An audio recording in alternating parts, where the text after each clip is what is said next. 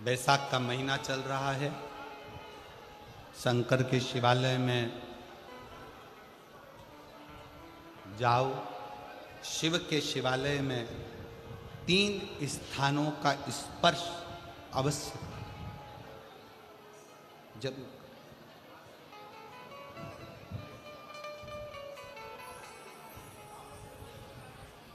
किसी मंदिर में शंकर जी के शिवलिंग को छूने नहीं देते, जैसे दक्षिण साइड में, साउथ में, तो अपने ही घर में जो शिवलिंग है उसके 3 स्थानों का स्पर्श अवश्य करें। समझिए,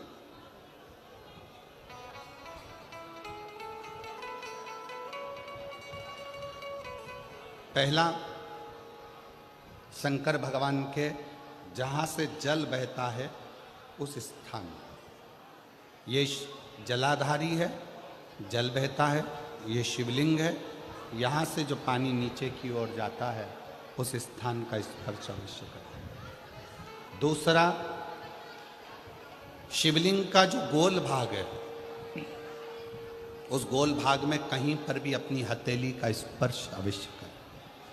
तीसरा, शंकर भगवान के शिवलिंग का जो ऊपर का भाग है वहाँ अपने अस्त्र का स्पर्श अवश्य करें।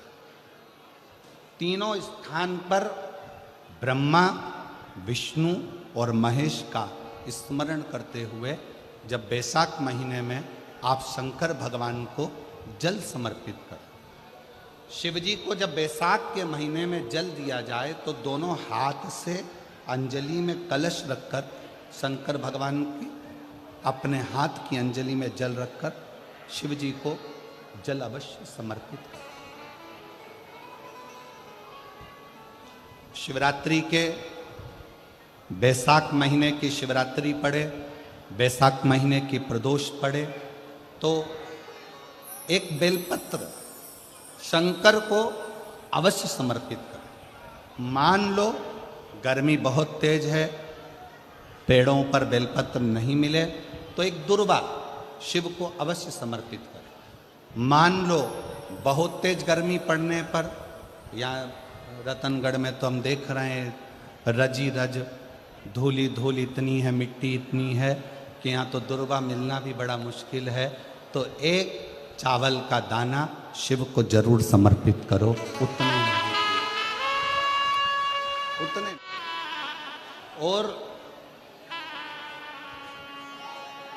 बैसाख महीने में सबसे ज़्यादा जरूरी है, जो सबसे ज़्यादा जरूरी है बैसाख महीने में, वो जलाशय अर्थात अपने घर के नज़दीक में कोई पानी का स्थान हो, जलाशय हो, वहाँ का जल शिव को समर्पित करना, या शिव के नंदी के पास में। और हम तो कहेंगे शंकर का नंदी केवल मंदिर में मत देखो, आपके घर के आसपास में हमारे मारवाड़ की पहले की रीति रही है।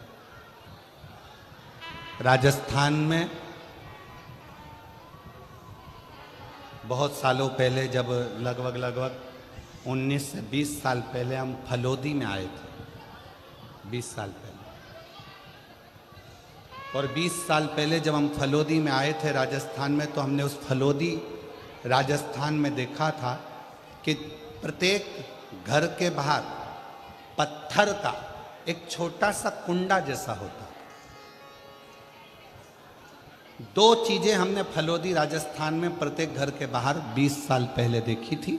एक इतना बड़ा कुंडा पत्थर का जिसमें लोग भोजन रख देते हैं, और एक बड़ा सारा कुंडा जिसमें लोग पानी भर देते हैं, जिससे चिड़िया, पशु, पक्षी, गौ माता सब उस पानी को पीती रहे और आपका और हमारा कल्याण होता रहे, इस भाव से रखा।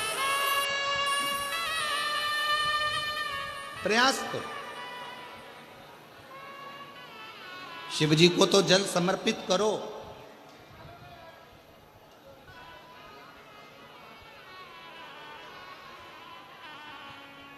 साथ में कोई जीव का भी अगर कल्याण हो जाए आपके एक लोटा जल से, तो उसको भी जल, उसको भी।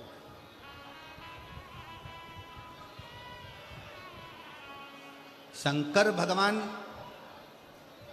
भगवान ओघड़दानी शिव, जिनका चढ़ा हुआ जल केवल मात्र स्पर्श, आचमन, दर्शन आपका और हमारा कल्याण कर देता। तुम्हारा अच्छा शरीर देखकर भगवान कभी प्रसन्न नहीं होता, तुम्हारे अच्छे वस्त्र देखकर भगवान कभी प्रसन्न नहीं होते। कभी तुम्हारे शरीर पर आभूषण है, रतन है, सोना है, चांदी है, हीरा है, पन्ना है, उसको देखकर मेरा भगवान कभी प्रसन्न नहीं होता। तुम कितने सुंदर हो, उसको देखकर भी भगवान कभी प्रसन्न नहीं। इसलिए शिव महापुराण की कथा ने एक बहुत सुंदर बात कही, शंभु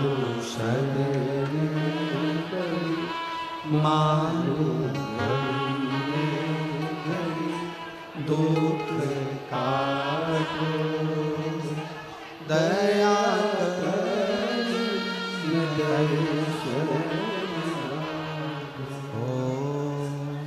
श्री शिवाय नमस्तुभ्यं, श्री शिवाय नमस्तुभ्यं।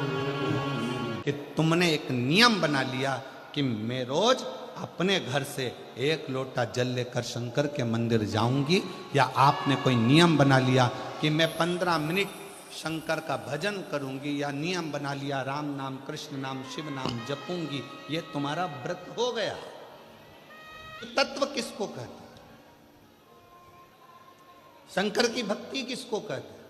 शिव पे चढ़ा हुआ जल साधारण नहीं होता, शंकर पर चढ़ी हुई बेलपत्र साधारण नहीं होती।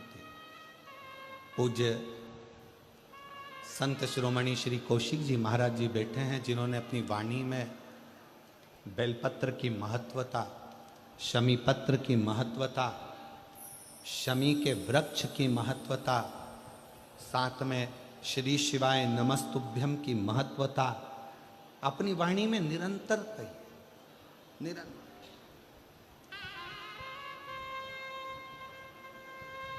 शिव जल साधारण नहीं है, शंकर की भक्ति साधारण नहीं है, शिव स्मरण साधारण है। कितना फल है जल का। पार्वती जी को मालूम था शंकर जी को इतनी जल्दी प्रसन्न नहीं कर सकते, तो पार्वती जी ने एक नियम बनाया, पार्थिव शिवलिंग का निर्माण करना और शिव जी पे जल चढ़ाना। एक लोटा जल सारी समस्या का हल। पार्वती जी ने शंकर की भक्ति करना प्रारंभ। एक पत्र और है, बड़ा सुंदर है, शिव तत्व में वो फल है। पार्वती जी ने शंकर को एक लोटे जल से प्राप्त किया है। हमारे बीच कितना कितना अर्चन। माता पार्वती मैया जब जब जल भरने के लिए जलाशय में जाती हैं और शिव जी को जल चढ़ाने के लिए लेकर आती हैं, तो बीच में मगर उनको रोक लेते।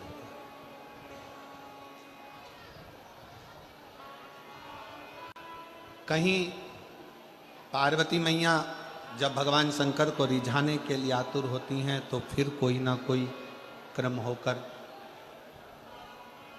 उनकी अर्चना जो हो रही है, भजन जो हो रहा है, स्मरण जो हो रहा है, उसमें अड़चन दी जाती है। शिव महापुराण की कथा कहती है कि जब भी आप कोई तप करेंगे, साधना करेंगे, भजन करेंगे, कीर्तन करेंगे, मंत्र जाप करेंगे, नाम जाप करेंगे, स्मरण करेंगे, तो थोड़ी ना थोड़ी अड़चन बीच में आएगी, आती है। और उसमें घबराना नहीं है। उस अड़चन में अपन को घबराने का काम नहीं है। एक बड़ा सुंदर व्याख्यान वर्णन है। मान लो किसी काम के लिए आप बहुत दिनों से लगे हुए हो और वो कार्य पूर्ण नहीं हो रहा, बहुत दिनों से लगे हो, मेरा ये कार्य होना चाहिए, मेरा ये कार्य होना चाहिए, मेरा ये कार्य होना चाहिए, और नहीं हो रहा। तो शिव महापुराण का एक बड़ा सुंदर सा भाव कहा, बहुत सुंदर सा भाव वर्णन किया कि बेलपत्र का जो नीचे का जो भाग होता है, बेलपत्र के जो नीचे का जो भाग है, इस नीचे के भाग में थोड़ा सा गाय का घृत, देसी गाय का थोड़ा सा घी घृत इस नीचे के भाग में लगा लेना चाहिए। ये उनके लिए भी है जो बहुत दिनों से कोई कार्य करना चाह रहे हैं पर हो नहीं रहा, बहुत दिनों से लगे हुए हैं, आज होगा कल होगा परसों होगा, कोई फाइल अदालत में अटकी हुई है, कोई प्रशासनिक कार्य अटका हुआ है, कोई कार्य अटक रहा है, उसके लिए बहुत जरूरी। नीचे की जो डंडी है उसमें घृत लगा लो, घी गाय का, और इस 2 पत्ती और बीच की पत्ती के बीच का जो डंडी का भाग है, बीच की जो डंडी का भाग है, इसमें लाल चंदन लगा लीजिए, बीच के भाग में लाल चंदन। और किसी भी प्रदोष के दिन प्रातः से लेकर शाम तक के बीच में, प्रदोष काल के मध्य तक के बीच में कभी भी इस बेलपत्र को शंकर भगवान को, ये जो डंडी का मुख है, ये डंडी का मुख जलाधारी की ओर हो और इस बेलपत्र को शिव जी पर समर्पित कर दो। 1 लोटा जल जो आप लेकर गए हो उसको 3 बार इसी बेलपत्र को चढ़ाने के बाद जो जल लेकर गए हो वो 3 बार अपनी कामना कर कर इस बेलपत्र पर समर्पित कर दो। इसी बेलपत्र को वापिस लेकर आ जाइए और अपने कोई भी स्थान पर, पूजन वाला आदि कोई भी स्थान हो वहाँ उसको रखिए। 3 महीना तो जाने दो, अगर बाबा ने चाहा तो 15 दिन भी नहीं लगने देगा और कार्य की सफलता जरूर, कार्य की सफलता जरूर। शिव उपासना, पार्वती जी के जीवन में, माता पार्वती जी के जीवन के अंतर्गत कितनी कितनी अड़चने, कितनी अड़चने, पर माँ पार्वती के जीवन में बहुत अड़चने आई, पर शंकर का चढ़ाया 1 लोटा जल सारी अड़चनों को हरता रहा। ऐसे